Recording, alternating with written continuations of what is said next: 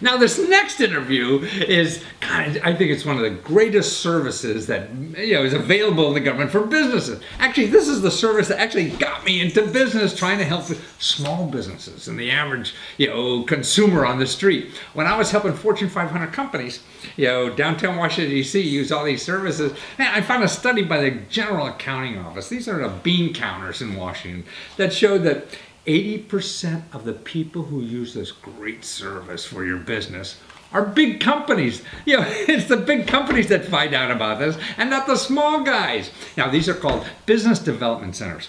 And there are people all over the country. There's thousands of these, about 1,000 or so, around the country that will help you do anything in the business. You want to be a freelancer on your kitchen table. You want to travel overseas. You want to get a government contract. You don't know what to do with the legal advice. You don't know how to write a business plan. Man, where's the best place for money in the local government? All this kind of stuff is for free. See, people will go online and they'll Google for services like accounting services or marketing or everything, and you get people trying to sell you something. When these offices are there for free to do the same thing, and they're actually better in both cases, and that's what's cool about it. So why pay for something when you get it for free? So these are two people who really give out this stuff for free, so you can see them, understand what to do, how to do it, where to find them and everything. And so stay tuned. I think it's really one of the best things that are available that you're paying for already, but you don't know about it, so you might as well use it.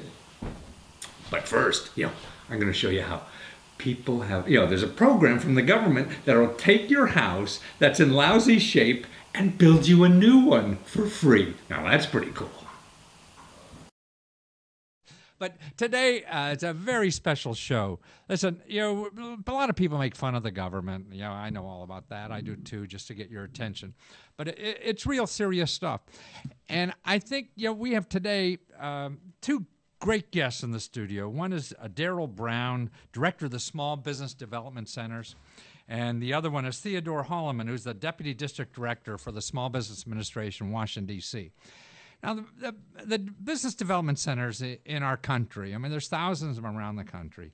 And I think, and they're run by the SBA and they get other funding too, but they are probably the most valuable thing that this country has to offer. If there's one thing that you should know that is available in this country, are these services. Now, they're in the studio. We're going to spend some time with them. And then after we talk to them, we have an entrepreneur here who I met just a few days ago. There's a great coffee shop in Washington, D.C. called Tryst over in Adams Morgan. I hang out there a lot, and they asked me to come down to be a judge for a latte contest. So who makes the best latte in Washington, D.C.?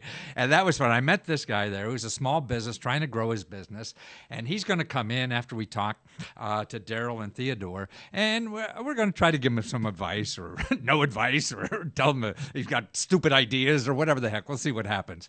But first, we got Shane on the line. Where's Shane? Are you there? You hear me, Shane? I can. Yeah. Now, Shane, I don't know if you've been here the last couple of weeks. Shane has a great app. It's an iGrant app, and you go to igrantapp.com. And it's like $1.50 or $2 or whatever. And he's got a lot of my stuff on it too. But Shane is also involved in economic development. So he's a government employee, who gets money to help his folks, out in the middle of Texas, wherever he is. And last time he told us about the revolving loan funds, which are great, man. It's loans for small businesses and businesses that can't get money anywhere else. And we covered that last weekend. And Shane, you're going to show us how to get houses for free today, right? I am, yes. There's a program out there that may be able to help people get a home for free. I love that word, man. So how that works is that HUD has a program, and they'll give a grant to like a local city or housing authority, and then what happens then is the housing authority or the city will go down and tear down the house that somebody lives in, and they build you a new one. And if you live there for then the person moves back in. And if you live there for 5 years, you own it. Now there's special stipulations in order to apply for a new house, you have to be of low income or low to moderate income. Where you live, what does that run at about, that income? Yeah, I believe it's 80% of whatever the average income is. What was that, 80%? So if the average income is $50,000, then somebody making $40,000 would be eligible, right? That's correct, yes. Uh-huh. And so what are the other requirements? All right, so then the house that they currently live in has to be a substandard structure, which means that maybe the roof is leaking or maybe the windows are all shot out or something like that. So it's substandard. Now, that's a key word for, like, it's screwed up or what? Yeah, really there's international building codes, but it's pretty much if you feel like you live in a substandard house, you probably do. So it'd be too expensive to bring it up to code and all that kind of stuff. Is that what you mean? Right. That's correct. Mm-hmm. And so the best way to approach this if someone is interested in a free house is to go to their local city hall and ask if there's if they have this grant called HOME, HOME, from HUD. So it's money that's come out of the HUD HOME, HOME program. So you go to City Hall, ask them about. So in other words, so if you're at that a little below the average income, your house is beat up, it needs a lot of work. So you would go around and ask maybe your local housing authority or your City Hall or even the state housing authority or something like that. I guess, I don't know about you, Shane, but do you ever, as a backup, just call your elected official and have them do some work for you? Or? Yeah, well, and really the secret to a lot of it is local. Yeah. A lot of your federal and state money flows through your city government. Yeah. And then the city government will distribute the money how it's supposed to be. Yeah. So in order to get that money, sometimes you just have to ask. Right. They're not coming and knocking on your door, are they? That's correct, yeah. Now, you told us last week about this guy. You had to give out money, or they had to give out money so much, and so this guy, the entrepreneur, got a deal like a 0.5% interest loan for 20 years or something like that because they, no one was asking for this stuff in the revolving loan fund. Right, yeah, because, this money has to be spent. Once it gets to the city, they have so long to spend it. If they don't spend it, it goes back to the federal government. Right. So, in other words, we got to go out there and help these poor little bureaucrats make quota, right? Right. Exactly.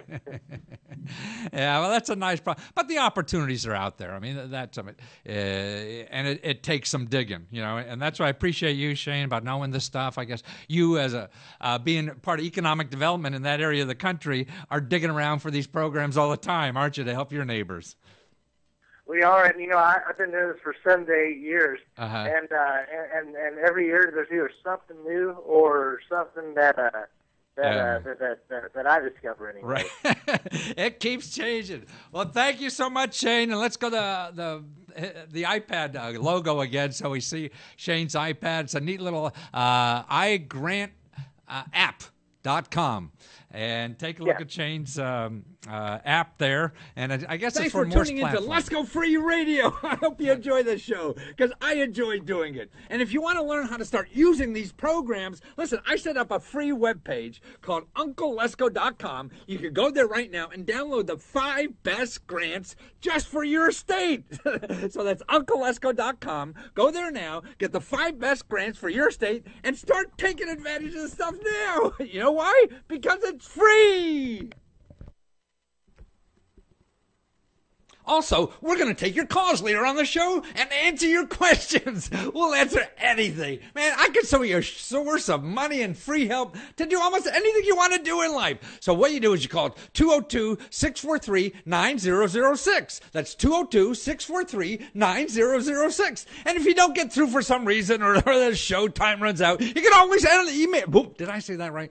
Email me at letsgofreeradio@gmail.com. That's letsgofreeradio@gmail.com. So we want to answer your questions. So call or write. Oh, please.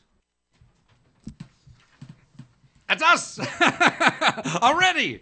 Well, we got our two guests back in the studio. I guess it's a studio. Yep. Daryl Brown, director of the Small Business Development Center here in Washington, D.C. Actually, he's right across the street, but it's not a work day for him. So if it was a work day, it would have been an easy walk. That's all right. Happy to be here. Thank you. And Theodore Holloman. Now, he's the deputy, I was going to say district attorney, but deputy district director for the Small Business Administration of Washington, D.C. Hold on. I'm the deputy district director of the Washington Metropolitan Area District Office. You gave me a raise. Oh, really? Oh, man, and not the money, huh? No, not the money. And as it stands out, I'm the acting director at this point in time. Oh, really? So you're acting director for the SBA in the Washington area? Correct, sir. Where's that office? That L Street office? We're down in H and 15, the American Bar Association building. About 3 or 4 blocks from the White House. Well, what happened to the director? Wasn't it a woman? Yes, Bridget Bean. Bridget Bean got kicked upstairs. She's she on a did? 60-day detail. I see. At this point, I think she's wearing 2 or 3 hats in headquarters. I see. And she may come back, and they may decide to keep her there. Which means they'll keep you there? Well, the agency will have its way. I see. Well, as I said earlier, introducing you guys, man, I think, what the SBA does and particularly with the Small Business Development Center, man, there isn't a better deal in this country, that we have to offer citizens. I think that the expertise that is there. Everybody thinks of the SBA as, just SBA loans or whatever, but it's just so much more than that, and I think it gets a bad rap because of, you've been around for so long. So I went actually on the website, show this first thing. I went on your website, the Small Business Development Center. That's number 8. I got a lot of Forbes here. And I went on here, Daryl, and I was looking what you have, and on the front page. Right, exactly. I mean, you got this free, there's a free course on how to get a government contract or a subcontract. Right. And it's given by the Turner School of Construction. That's part of the university, right? Well, or is that part of you guys? No, it's not part of the university. It's Turner Construction. I see. So they're the big time thing. I mean, the cranes I see all over. They're a big time player. And we're very, very fortunate and pleased to be able to host them at the School of Business. Well, what I did next after I saw that, I went and Googled. Now, showing the next slide, number 9. I said, okay, if I wanted to learn how to get a small business contract or whatever like that, here's what they're charging for a private course. Right. $1,000, $1,095. Yeah. Right. So if I went on Google, this is what I'd be charging, And you, because you don't have that advertising money that these guys have because they're raking in a lot of money. Right. They're good. So when I saw these two things, when I went to the site, I said, well, what else? So show us the next one thing. I said, well, a lot of people thought, how do I get 8A certified? So I went and did a Google 8A certified. How do I get 8A certified? There they are, right there. Over here, special deal, $799 to get 8A certified. Right. What do you charge, Daryl? We don't. I'm sorry. we don't. Our services, particularly our consulting services, are at no cost. Right. And we provide one-on-one consulting services to our clients. Terrific. And we also provide training, as you see, at no cost. Let me another one or two, and we'll get the detail. Writing a business plan. Georgia here, he sent me a business plan that he has, and he may need some help with that. Maybe we'll help him. But I went down and said, okay, how much is it? If I Google how much is a good business plan client? Okay, eHow, that place. Okay, here's what they say: $2,000 to $9,000 to help you write a business plan. And you charge what, Daryl? No cost. Now let me be clear. We don't actually write the business plan for you, but what we'll do is we'll put a program of work together for you and structure it in a way that, because after all, it is your business plan. It's not. Well, you have to almost do the same thing here with these guys. we definitely do the same things that they do, and we also have to do it. Yeah, and we also provide market research. We do that market that's the research key thing too, well. because a lot of people just don't know what that is or what to do it. Okay, but another one here. Okay, if I want to do like sell overseas, I'm looking for a consultant or something like that. Okay, so I Googled how much consultants cost. $294 an hour. Right. And for a real junior person, it'd be $175 an hour. And if I call you guys, how much you gonna charge? We have an international trade program that we've started, and we have trained consultants in international trade.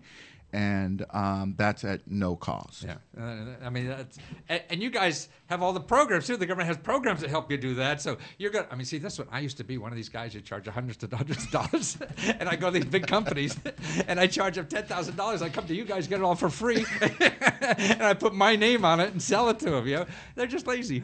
Now you know, Matthew. While this is about the SBDC at the Washington at the DC SBDC. Do want to make a plug for the greater network and all of our resources. Oh, yeah. I get you. Yeah. Now, basically, because we have such a strange area, we incorporate Washington, D.C., 2 counties of Prince George's, and then Northern Virginia. Oh, I see. Really? So basically, Darrell's group takes care of D.C. proper. Right. We have the University of Maryland that takes care of their SBDC, takes care of those 2 counties. What Darrell does here, it's all over the country. This is a national show. And so basically we have George Mason taking care of Northern Virginia. Right. We also have SCORE counselors. Right. And basically they all provide the same services. We also have 2 women's business centers located in our area, one downtown at 727 15th Northwest, and we have one also located down in Springfield, Virginia. So combined, and he does a great job. Right. But I just want to make sure that everybody understands that we're not going to dump all the work on Darrell. No, I appreciate it. We're going to spread that work around. An example, there's, I mean, SBDCs and all these other, there's a couple thousand of them all across the country. Yeah. That's right. I think if I may make one quick point about the SBDCs, we are also the accredited organizations. We go through an accreditation process, and so our counselors are certified, and that's a difference between what we provide and some of the other service providers.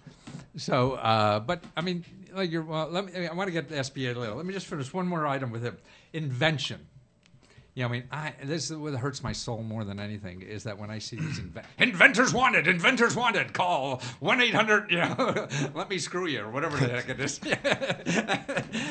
And here, I mean, you go to these things, I mean, look at the data at the Federal Trade Commission and investigating these people all the time, and they'll charge up to $10,000-$12,000, to help you with your invention. Right. Now, you guys do that too, right? Well, that's a real specialty area for us, and at this time, no, we're not doing that. But there are some SBDCs throughout the country that do that, but it's not a specialty for us at the moment. Yeah. So if if my local SBDC doesn't happen, I could go to the SBA and find out probably somewhere else that through a SCORE or something like that. Perhaps, but that is highly specialized, and I haven't come across one like that. When you were talking about, you spoke about inventions, I thought you were going down the STT or the SBIR program. Oh, I see. No. But no, this is consumer stuff. You may find a SCORE counselor who's taken a client or two through the patenting process, right. And we've seen people do that. Now, taking them through a patenting process, getting the patent, that whole 9 yards. I know that SCORE has done that. I don't know what your experience has been with that. Well, I see some of the SBDCs specialize in it, because a lot of them are really there because they're trying to encourage high-tech companies and ideas, with technology. Well, most likely out in California. I don't know. I can't confirm this or not, but I would speculate that many of the counselors in California, especially in that area, because you have that high tech and a lot of inventions and things that are happening there, they may have specialized consultants. Yeah. Now I found I interviewed one guy up in see the areas of the country, that are losing all these manufacturing jobs. I mean, everybody thinks that the hope is some bright kid with an idea is save the world. is going to set up another Apple computer in their backyard or something like that. Right. But I think even Maryland, has a lot of that. They work with, inventors, young people with ideas. They help you through that process. Well, anyway, I mean, whether they have it or not, to me, it's just how do we get people to look for the options? I mean, one of the things that people, you get hit with a salesman and you think that that's your only option available. Right. And so people are spending the money and they spend 10 grand on somebody who doesn't know what the heck they're doing at all with that stuff. But actually, this thing I saw that is the application grant like that you guys have to supply every year. Right. And I see that for import exporting. I mean, you got to have like 10% of your people have to be specialized in exporting. That's right. Well, what is the STEP program? I mean, you guys run that. Well, basically, as you know, since the Obama administration has come into power, since the Obamas have been in power, Michelle will like that, though. yeah, give them both credit. But exporting has been one of the keys to his plan to turn the economy around. So basically, they've moved forward and tried on several fronts to spur American exports. And basically, STEP is State Export Program. States and the District of Columbia applied for and received grants. And basically, these grants were designed to, at a local level, give them the tools, at least give them the funding so that they can go about trying to enhance their exporting options. So you mentioned the SBDCs. Yes, they have that, but then on top of that, they've placed this new initiative into place, giving states up to a couple of $300,000, depends on which area. Yeah. Again, to spur that, working with other resource partners like the USIAC. What's USIAC? What's that? U.S. Export Assistance Center. I see. That's Is that a SBA's thing? Or well, what? basically, it's a collaboration between the Small Business Administration and Department of Commerce, and it's actually staffed by both of our personnel. I see. ITA folks, those people. And basically, the whole point there is try to get. Well, this was the initial step before this administration to have one-stop shopping, so that via the Department of Commerce, basically they had links overseas, so they can get a sense of what's happening overseas, what the needs were. And then you have the SBA people there also trying to help the local businessmen export. Plus, or women. Or women. Or women, sorry. Thank you. Keep me straight. Michelle would like that. She would like that. Plus, Department of Commerce have specific loan programs for exporting. As well as... you always had that, right? They always had that, but then SBA also has the applications of their programs that can also help exporting. So by having everybody in the same house, no matter which way you go, one of us is going to be able to help you. On top of that, we're now coming up with an export team. All the district offices within the SBA system have been tasked to come up with an export team to make us work together more tightly, to bring in, actually it's going to be the USIAC director, the district office director, an export finance specialist, the district office international trade officer, SBDC, and other resource partners will actually get together and form a plan for their given area. What does that mean, like the entrepreneur? Hey, maybe my stuff. Okay, well, I'll tell you what that means. And let me give you the timeline. Yeah. So this is a new initiative that's just being rolled out now. So basically, we have to identify the team members, take a head count, say who's going to be on the team by the end of April. We're supposed to hold a planning meeting by the end of this fiscal year, get everybody together. And the concept here is get everybody together, work together, and come up with this philosophy that when a client comes to us, there are no wrong doors. No matter how they intercept any of the partners, they get to where they need to go. What we see for exporting, you mean? For exporting. Yeah, right. What we see for next year is that we'll probably be tasked to hold specific events, reaching out to the community. This is a forming.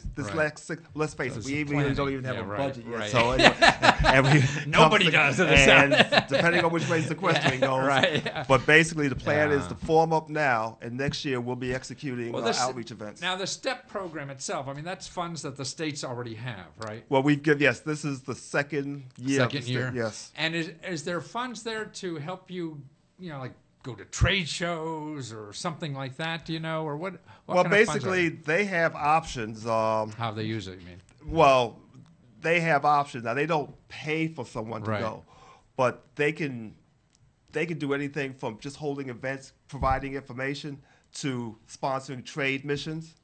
I see. Okay, and I think D.C. has had 2 trade missions. D.C. has had, right. So now a trade mission means what, if I haven't done that before? Well, a trade mission means is that the elected officials, the mayor, the deputy mayor of economic development, and others, the mayor's economic development team will get together.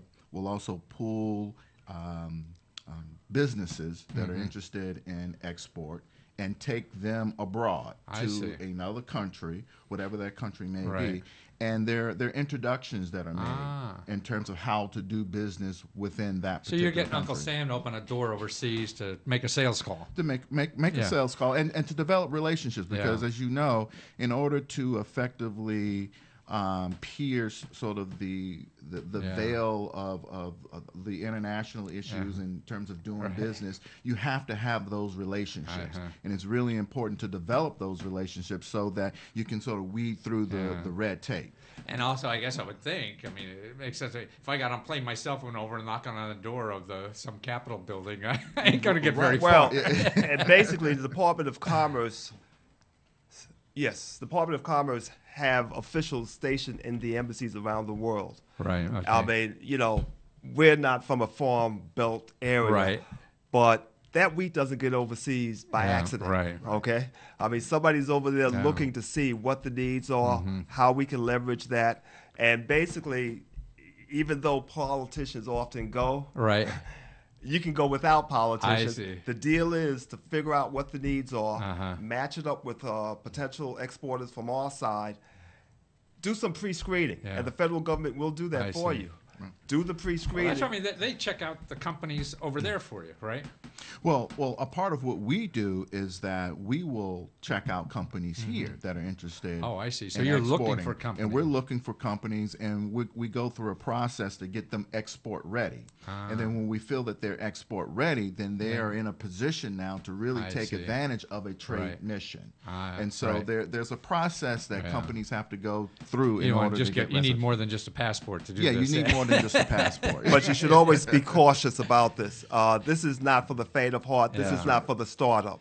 Yeah, it's hard. Right. I mean, you can call your congressman when you're here, but when it's overseas, your congressman's not going to help you. So you really have to have your logistics, your finances. You have to be comfortable dealing in foreign currencies, letters of credit. It's a totally different world. Right. But then that's what you guys really can do, help educate an entrepreneur. You're sitting here selling cowboy boots in Dallas and say, hey, Paris should have more cowboy boots. But one of the great things that you have in a city like Washington, D.C. and international cities, is the fact that you have a lot of residents, a lot of citizens who have ties to another country. So they're familiar with the customs. They're familiar even with the geography, the locale. So they you know get who to Asians bribe. coming into your office to sell stuff back to Asia. Well, but that's only natural. Yeah. I mean, it's only natural. Right. You do what you know. Right. And then you branch out from there. So you have Asians selling stuff to, back to Asia. Right. You have Africans want to do something back in Africa. Yeah. You do what you know. Yeah. It makes better sense. Why do you steal? Well, why did Willie Sutton rob banks? Because Right. that's where the money is. Okay, so you're old enough to know that. And we also have the opposite. We have we host at the School of Business through the DCSBDC delegations that come from various countries, and they're interested in doing business here. And so in coming here is the opposite of that. They want to meet businesses in the District of Columbia that are exporting. And so we're able, exporting. So these are like reps or something over there looking for sources. Here. Sometimes they're government officials. Sometimes they're bankers. So it all depends on the package that they put together. So what would be I mean, you're talking about stuff that I would never even think of asking those questions. How the hell would you know to ask those questions? So if you were an entrepreneur in this country, then how would you best get the use out of you guys or whatever? I mean, most entrepreneurs say, oh, if I need money, I'll go and help. But it's more than that. So how do you figure that out? Is it a... Well, obviously, and Theo, you chime in here too as well. The first thing that I tell entrepreneurs is, one, educate yourself about your particular industry. I mean, you just can't willy-nilly walk into an industry and say, I'm here, I'm going to do business. You've got to educate yourself first. And through educating yourself, you will root out various resources, various organizations, to include SBDCs. Right. And once you've sort of identified those institutions and organizations, then it's up to the entrepreneur to be selective about who they're going to access, who they're going to talk to, and then once once those doors are open, then it's sort of drilling down. So it's again, most of us make a decision before we have all the information, right? But we need to do the other way around. So is there like a beginner's course or meeting or something like that, or like, I want to start a business, so that you don't say, hey, I want $500,000 because I have a great idea. Well, let me give you an example. I have a bachelor's of business administration, 1974, Baruch College City. I'm 61 years old. Okay. So bottom line, when I was in college, I thought I was going to go start a business. I started reading at the time, Black Enterprise, which was about the only thing going. You didn't have Entrepreneur, you didn't have Inc., you didn't have all the... But I started reading what was available. You went to City College, you said? Yeah, City University of New York. Yeah. The bottom line is, if you're interested in this, you have to go, like Willie Sutton, you have to go where the money is. You have to start hanging out at our website. Yeah. Okay? You have to start signing up for our newsletter. Your website. See, the problem well, hold on. Okay, I'm about to go there. Okay. And as Darrell can attest, we're pushing an effort now where all of our resource partners load all of their information on our website.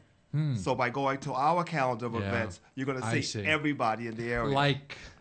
Like what? Well, you were talking about exporting events. Yeah. We put on an exporting events. Well, we're coming up with a series. We're going to talk about hub zones, exporting, and we're just going to the series. But all of whatever it is, it's going to be on that calendar. He's talking about also the training calendars that we're speaking about. Events. And the events that are on the training calendar. And so the DCSBDC has events on their training calendar. SCORE has events. The Women's Business Center has events. So maybe that's the place to start. Look at these calendar events you go to. Well, but that's just one thing. That's one thing, right. But one thing. But the other thing is start reading the SBA. I mean, the SBA website is a mile wide and 2 miles deep. Right. So when you have nothing to do, sometimes just start thumbing through it. Yeah. Right. But the last thing is, with regard to exporting, and since we've had this little segment on exporting, always go with the low-hanging fruit. Which means basically after you've done everything you can do here and you're secure, don't prematurely go overseas. Your lines of communications get strung out. You know, your deliverables get strung out. You come into a whole level of complexity. After you've mined you know, have you gone national first? You know, have you gone regional first? But see, Matthew, where it really starts is in the business plan. Okay, it really starts there. Yeah, you're right. Because if you have a product or service that you want to take beyond your locality, if you want to take it regionally or internationally, that has to be a part of your business plan. All right? And so it really starts there. All those issues you're talking about, I mean, what they should do is sit down and plan that sucker first before they do anything. So if you're starting a business, the first thing, okay, I need help with a plan, right? Okay, so if you're in business for a while and you want to grow, I need help with a plan. Right. Absolutely. That's the key point. Yeah. Planning is just not for the beginner. Right. So no matter what you want to do is come to you guys and say, hey, I need help with a plan. Well, and you know, that's one way to start. And the great thing about the SBDCs and the other resource partners are, even if you've been in business for a while, you may want to diversify. Right. You may want to do a specific project. I want to regionalize. I want to nationalize. I may want to go international. But that's what you bring to the table. When you're starting a business, the business plan is absolutely key. Because if you don't have any prior experience, if you're light on money, all you have is blah, blah, blah, blah, blah. At least if you can put it on paper, someone can analyze it. And that's, I would say that is the dumbest thing that an entrepreneur can do is think that he or she can get into business without having a business plan. That is your first mistake there. Well, and your second mistake there is thinking all I need is money. Right. Because sometimes that's the worst thing that you need. I believe. I mean, I had a couple of businesses. I got an MBA, and first 2 businesses failed because I was doing all this stuff.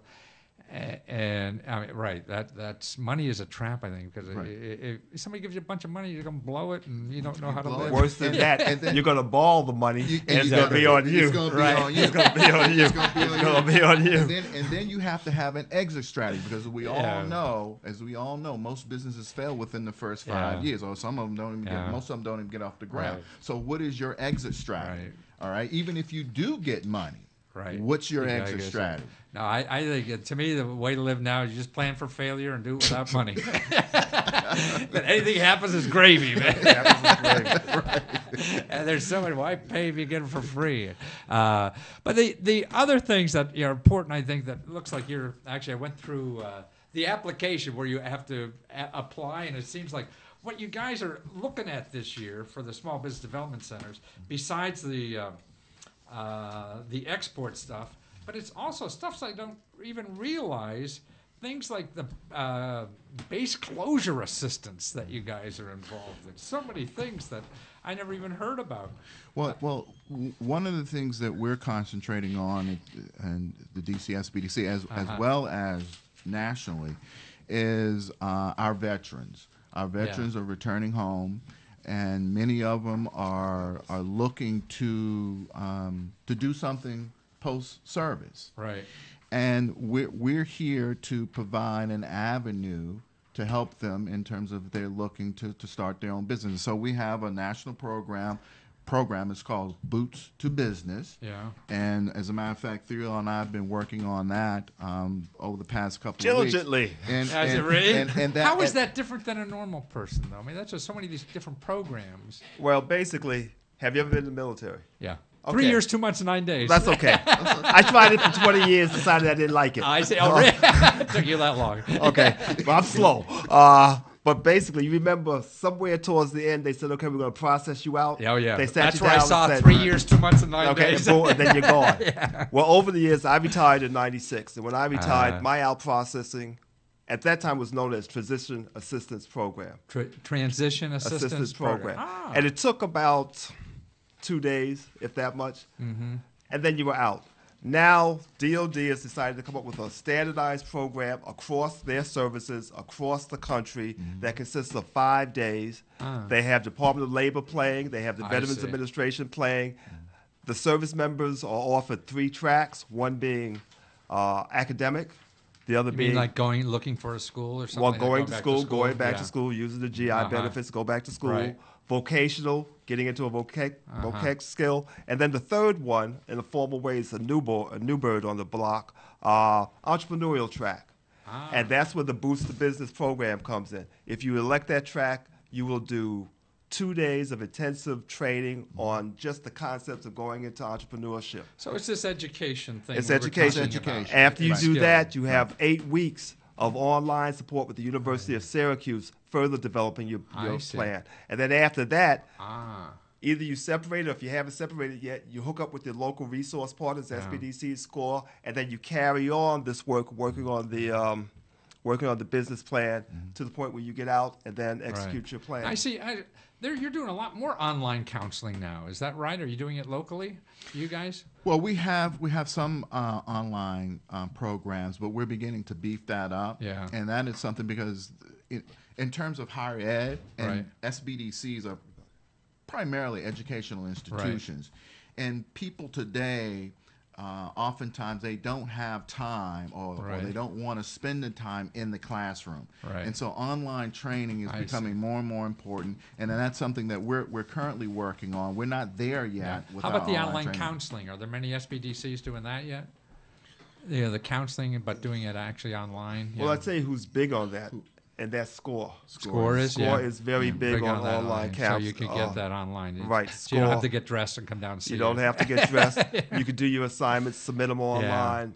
And so basically, and that is great. And this area is not as pressing. Yeah. But when you get to the rural areas, where you know, that I was gonna make. Yeah. You got to drive 50 miles before you. Now I hear. I mean, there's a couple of women's organizations in the SBA too. I mean, we have no women's organizations. We service everyone. We service everyone. Yeah. But I mean, the special things for women that are set up. What are they? Well, basically, as we mentioned before, you have the Women's Business Centers. Yeah. How is that different from an SBDC? Just the focus. Yeah. Just the focus on women. Now, technically, when I tell people when I'm out speaking, I say, speak about the Women's Business Center. And guys, if you're secure in your manliness, you can go there. I see. Can go. Now, if you're I think it's a great place. Okay. If you're looking and basically, let's face it, this goes back to a time when women were just first entering in. They did not have any real experience. Yeah. Whereas you might expect a man might have been in a managerial position, and now he's branching out into entrepreneurship. Yeah. They didn't have that. So they did the same thing. Yeah. And so now, as the years have gone by, women, of course, are reaching managerial, the highest levels of managerial They're levels. Actually starting more businesses now than men. But that's right. More of them in college also. Yeah. But it's still a women-centric, and they deal with it more holistically. You tend to get a hug if you go to a women's business center. Darrell's not giving out any hugs. We don't give hugs. The other thing that they look at is, no, seriously though, the other thing they look at is more. They concentrate more on work-life balance, family balance. Yeah. When they give their courses, they're very concerned about the well-being of the family, so they often wrap in daycare with it. So in the courses, they'll have daycare at the courses? They'll have daycare. Wow. They'll have that's cool. So it's that perspective. That's good. Yeah. And then the other program that we have for women's about 3 years old now is the Women-Owned Small Business Program. Which is? Well, basically, it's a contracting program. Contracts are set aside specifically for women-owned small businesses. Yeah. Initially, in fact, the National Defense Act of this year took the cap off of the contract cost. Which means? Prior to that, you could only do contracts for manufacturing up to $6.5 million. For all other contracts, the contract caps was $4 million. So you couldn't have a women-owned small business set aside greater than $4 million. That was just they just took them off. Wow, no kidding. They just took them off. So cool. That is the other major program that we have going on for women. And SBDC investment companies, are they? SBICs. SBICs, yes. Are they big at SBA? Is that a big part of your business? That is a niche market. That is a niche market? That is a niche market. Yeah.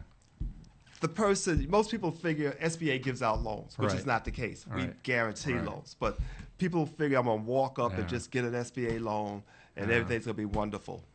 Then they go to the bank and reality hits.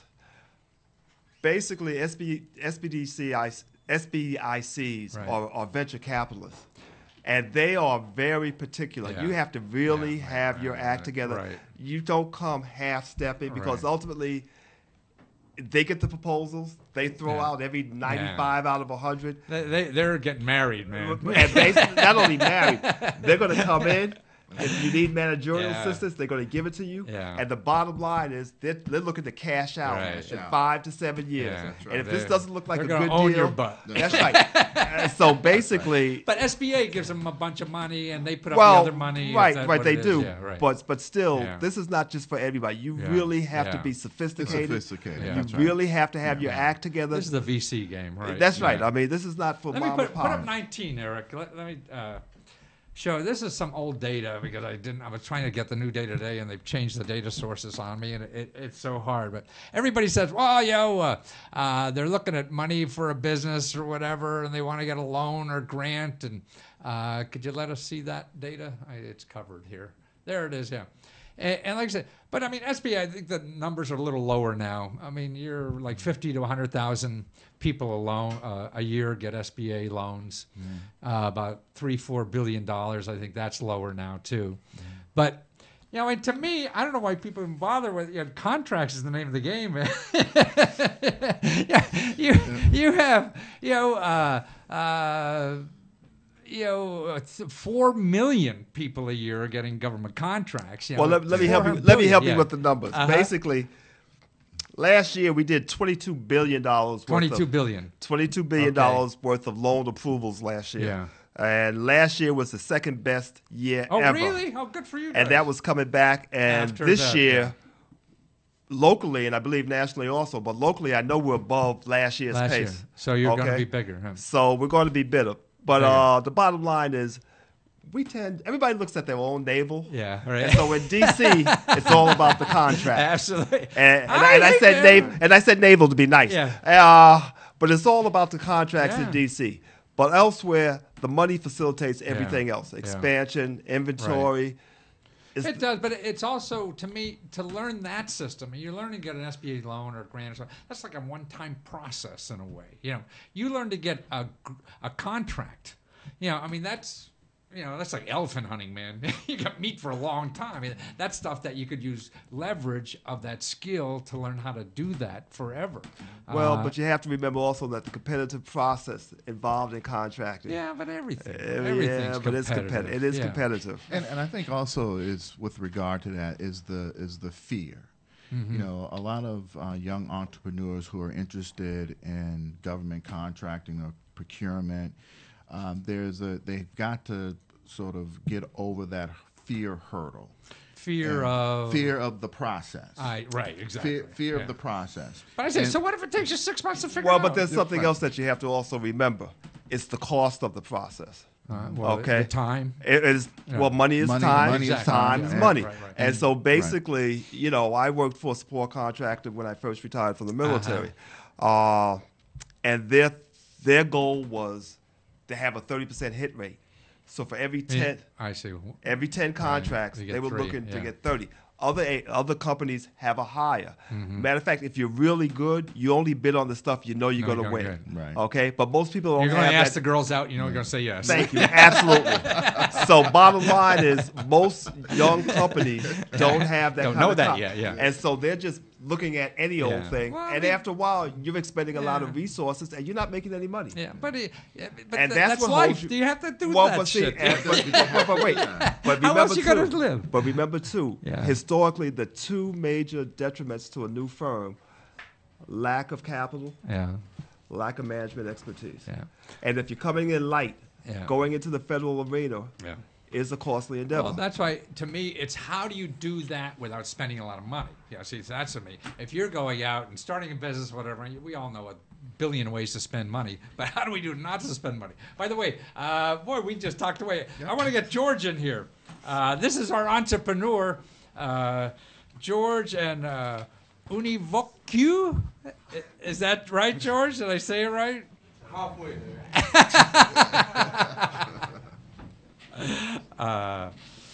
Here he comes. Here's George. Here he is. George is joining us. He's an entrepreneur I met the other day who has a small publishing firm now, and this is his new idea called the Media Lounge, right? Absolutely. Okay, that's one of the ideas, or you want to get a little closer to the mic, maybe. Yeah.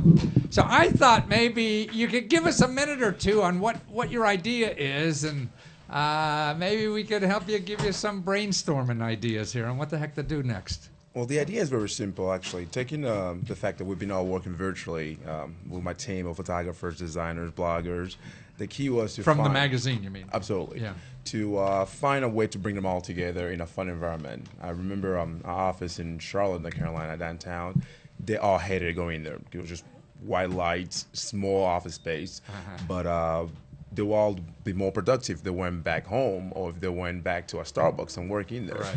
So pretty much I've just said, well, what if we had a place where obviously, that works well with the magazine, not only that, but also bring a good talent together we can use from a production work to just working on itself on the publication. This is pretty much a concept that we came in with, obviously looking at different area from Florida, DC, Chicago. So Anna's Morgan just seemed like the perfect place to do so because of his gentrification and also his diversity when it comes to cultural and the surround of different colleges around. So this is what I've been working into for the past few months here, and which I'm looking for the right team together. I was listening to you gentlemen talking about what not to do. I definitely have a business plan. I do have a business plan. Yes, I've learned that money is not the savior, but no, management is the key. Right. Location is very important. So and also understanding your competitors. Absolutely, you may have some other folks that are out there doing the same thing that you're doing or something similar, and you need to know who they are, where they are, and what they're doing, and how what you're doing is different or unique from what they're doing, and that's important to know. Market research, like you said. That's market research. Absolutely. Exactly right. And we did spend some time also looking and surrounding. Again, this is why we chose Adams Morgan.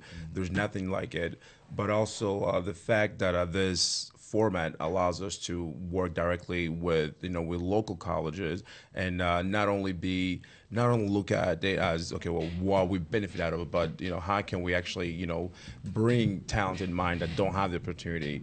I mean, I've been working on this for the past 2 years and a half, and I know how hard it is to have a great idea and really not having people seeing the vision until you literally put all the pieces together and they're, oh, okay, well, that's what he was talking about. So it's been a built-in process from starting with an online publication with actually starting in Spanish. Then it morphed into let's put more lifestyle together. Then from there went to bilingual automotive. So it has been a metamorph of what those advertisers or sponsors care about, and all the no's help you. But the space, is that going to be, you're going to release space to cool people, or is it just for your own people in your business? It's going to be a multi-usage space. Obviously, I've learned that we don't need that much space for your guys. For my guys. No, it's a small team of 9, but also utilizing part of the space as a design area, photography floor. It also allows us to have the space to train people to come in there and interns, for example, work with us. So as a publication, as a media group that we are setting up, any content created is good content. As I say, any advertising, good content. So the space itself will be shared as well. We can lease some of the space, just like any other studio, to if any photographer, any freelancer want to use some of the space, as long as the time it's not been used, we'll have a rate sheet for those too as well. But primarily objective is for us to use the space for our own goal, publication, lifestyle show that we're developing. And then secondary objective is to use the space, for educational purposes. And obviously the remaining time will balance between freelancers that also, want to have their own space without having to go through the burden of having to sign a lease and taking all the responsibility upon themselves. The only thing I would like to just caution you about is that it all comes down to the money. Absolutely. And so basically, the research is a portion of your business plan. But ultimately, you're trying to monetize the internet. You're trying to monetize this area. The credibility is going to be, does the situation you envision really exist? And can it be monetized? So to the degree that you have to sit down and come up with your pro forma statements, which would go month by month for the first 12 months, and then after that, year by year after that, you have to, that's where the whole argument is either won or lost.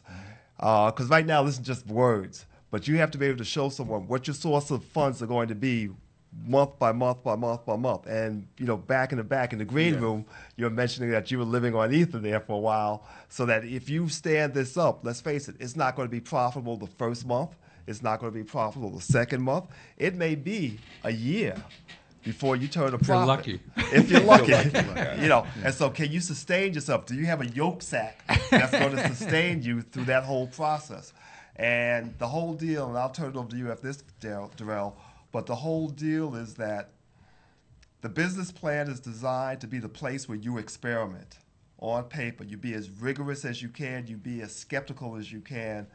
And don't just say, I'm going to change this unless you can actually change the environment. Because it's a lot easier just to see this. A great business plan is one where you go through all the permutations and then you realize it doesn't work. And then you just walk away from it, as opposed to sinking money into it and then realizing it doesn't work. Right. I mean, to piggyback on what Theo is saying, and this is not to criticize you at all. He gets enough of that at home. I get a lot of that. But what entrepreneurs have to really understand, embedded within their business plan, is the nature of their risk. Because that's what banks are looking at. Banks, you may have a great idea, but if banks aren't comfortable with the risk, then financing becomes a problem. Okay, and so as the entrepreneur, you must first understand the nature of your risk, and you must be able to articulate that, and you have to do that first in your business plan. And if you can't articulate the nature of your risk, then that's a problem. And until you can do that, then you're going to struggle. You're going to have impediments in front of you. And let me add another thing. I did time. I did time as after the military or before. I did time as the acting district director of the LA district office. And once upon a time, the SBA actually financed films. Oh, wow. I know. It was a brief period of time. We did it for maybe 2 years, and then we got out of that. But there was a totally different mindset behind how you do a film than how you do everything else that we do, okay? And my point is, in D.C., banks don't feel the vibe. This is more of a traditional nuts and bolts type of town, whereas if you go to another city, particularly something like L.A., you find a lot more quote-unquote creative people. Mm-hmm. And then the other thing to think about is, what are your sources of funds? Are you thinking about going to a bank? Then you have to think about their sensibilities. Mm-hmm. If your daddy's going to give you the money, then hell, you just make him happy. If you're going to get other investors, well, then you have to figure what their side is. 20.